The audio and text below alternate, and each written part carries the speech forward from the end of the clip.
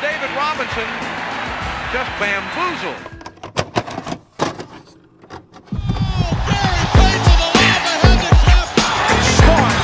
Hey guys, this is Dominique Wilkins. Hey, this is Sean Kemp. This is Gary Payton. Hey, this is Pau Gasol. NBA fans, what's up? This is Vince Carter here. Hey, what's up? This is Matt Barnes. If you're an old school NBA fan like I am, make sure you check out the Basketball Time Machine with my man Sean David. Hey folks, how's it going? Welcome back to the Basketball Time Machine. I'm your host, Sean David. Thanks for tuning in. I hope you're ready for your weekly dose of old school NBA basketball. In today's episode, I want to take a look at NBA legends giving their opinion about how great Hakeem the Dream Olajuwon was. And I know that there are countless videos like this in today's YouTube world, but I did my best to find some clips that you probably haven't seen yet. But before we dive into today's episode, let me ask you guys for a small favor. Please subscribe to the channel and like the video if you enjoy the content. And I would say enough said. Now let's dive right into today's episode.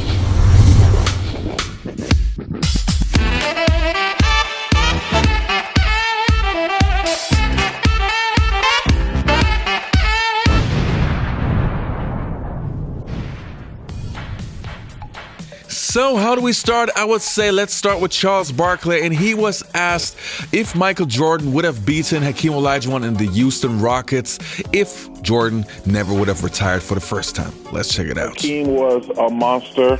He was unguardable. The Bulls never went to a guy inside. So, throwing Cartwright out there or Whittington, they wasn't going to ever get the ball. So Hakeem would have been in a very interesting situation. I mean, because he didn't have to play defense on those guys. He would have been trying to stop Michael, things like that. But listen, hey, it doesn't really matter. Nobody can take the Rockets championship away from them. And Hakeem is one of the best to ever do it. And that's all you can say. And the next clip that we're going to take a look at is from Gary Payton. And he has a very interesting point about comparing Hakeem Olajuwon and Shaquille O'Neal and answering the question, who was the better player? I'm not agreeing with you on that because I think Dream was laid way better, and then Shaq had a lot of. I didn't hear what you say. What'd you say? Dream was way better. I thought that's what you said. I think so. Did you hear that? Yeah. Because the Dream was all around basketball. The Dream had a lot of shake and bake.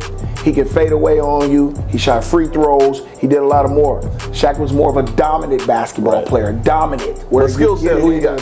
I'm going to give it to Dream. Of course I'm going to give it to Dream. That's no question. But Dream could run the floor really well. Shaq could run the floor when he first got in the league and did like this. But then he became a player where you put it on the block and we had to double him because he was so strong. Right. The Dream. What the Dream is, Shaq couldn't guard Dream. Right. Dream would give him 30 and 40 anytime he felt like it. But it was just that way. And we couldn't change that with Dream because Dream almost played like us. Right. Played like a guard. Right. He played like a guard. He's very finesse. You get him on a thing, he'll hit you with 19 moves, and next thing you know, you way over there, and he looking at you and he laying that. Did Dream talk on the floor? No, Dream you couldn't understand what Dream was saying in the first place. So, he wasn't really on that. You know what I'm saying? He wasn't on that. He'll just give you buckets.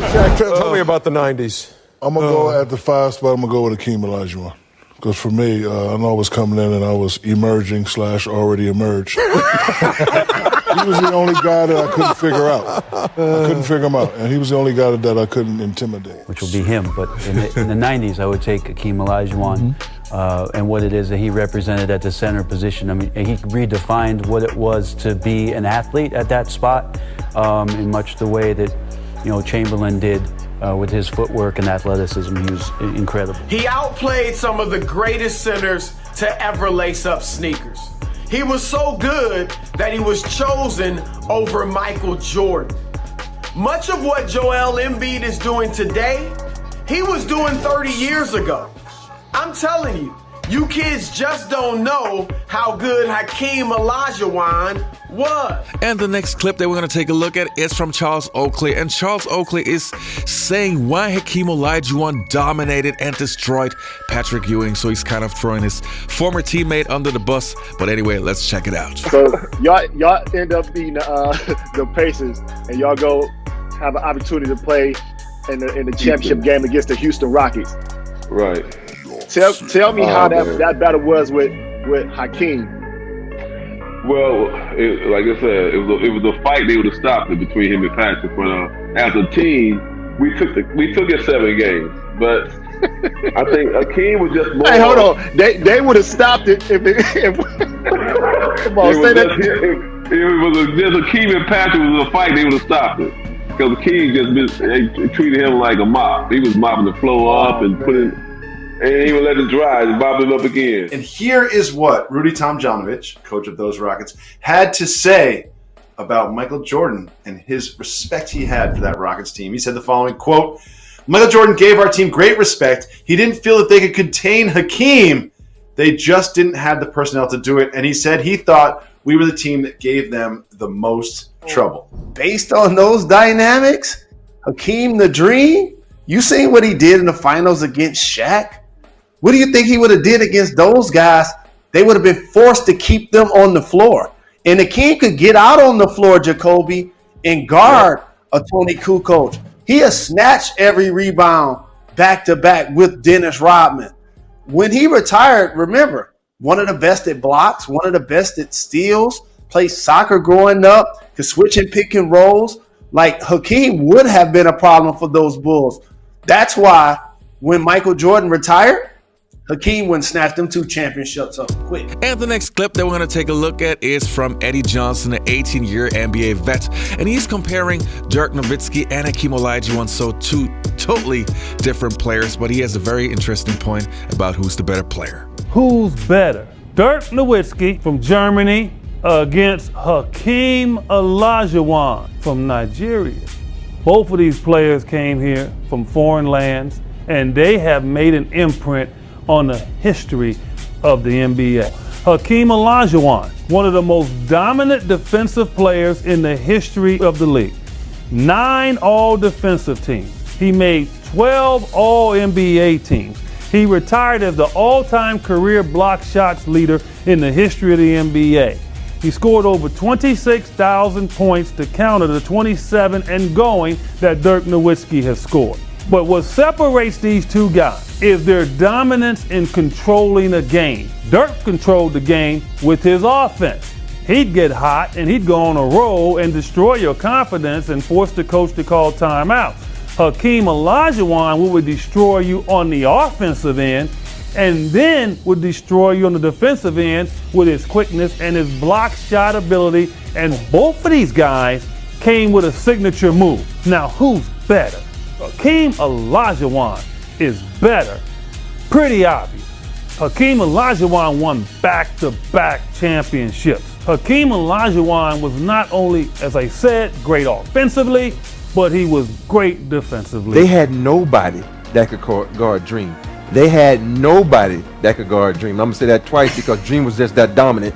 And I did that because when we played San Antonio one time, Tim was killing me in the block, and Phil refused to double-team Tim to get the ball in his hand. And Dream is 20 times better than Tim Duncan. They would bring that attitude next to San Antonio. Awaiting them was the team with the league's best record, the season's most valuable player, and some added motivation. Congratulations, David Robinson, 1995 NBA MVP. Especially for Hakeem Olajuwon. I think deep down inside, with his personal pride, it gave him some extra fire. Hakeem, who has the heart of a champion, you know he'll respond tonight. He will respond. Shouldn't have ever given that award out before the series started. It was a point Hakeem would drive home to David Robinson. Oh, man. He didn't know how to guard Hakeem. If David Robinson is not quick enough to stop you, nobody is. Dream gave him too many fakes, and I think that's just really frustrating. I tell you, Olajuwon has David Robinson just bamboozled. You kind of felt like he could do what he wanted when he wanted. Robinson is saying, what must I do? When he made that one shot where he wasn't even looking at the basket, he just finger rolled it behind his head and he went. I said, well, somebody's in trouble for them. You know, it's going to be a long night. Can you explain to folks who might not, again, be some of the young folks, what made Dream so special? So, first of all, do everybody know who Hakeem Olajuwon is? Hakeem Olajuwon is, you should know how good he is when LeBron, Kobe, all these guys go to him for advice and on how to do his footwork. You know, this guy's footwork was some of the most amazing footwork you ever see. But his tenacity in the gym, I mean, like, you think he was mad during the game. He was even madder during practice if the guys wasn't practicing hard. Now, with all the clips that we have just seen, I have to repeat myself. Hakeem Olajuwon simply is the greatest big of all time, in my opinion. And I know Kareem Abdul-Jabbar ranks higher in the all-time list in terms of being the better scorer, but being the total package on offense and defense, Hakeem Olajuwon is my #1 guy. Anyway, I just wanted to make sure that I say that before we end the video. And I hope I see you next time on the Basketball Time Machine. Don't forget to leave a like and subscribe to the channel. Take care and goodbye.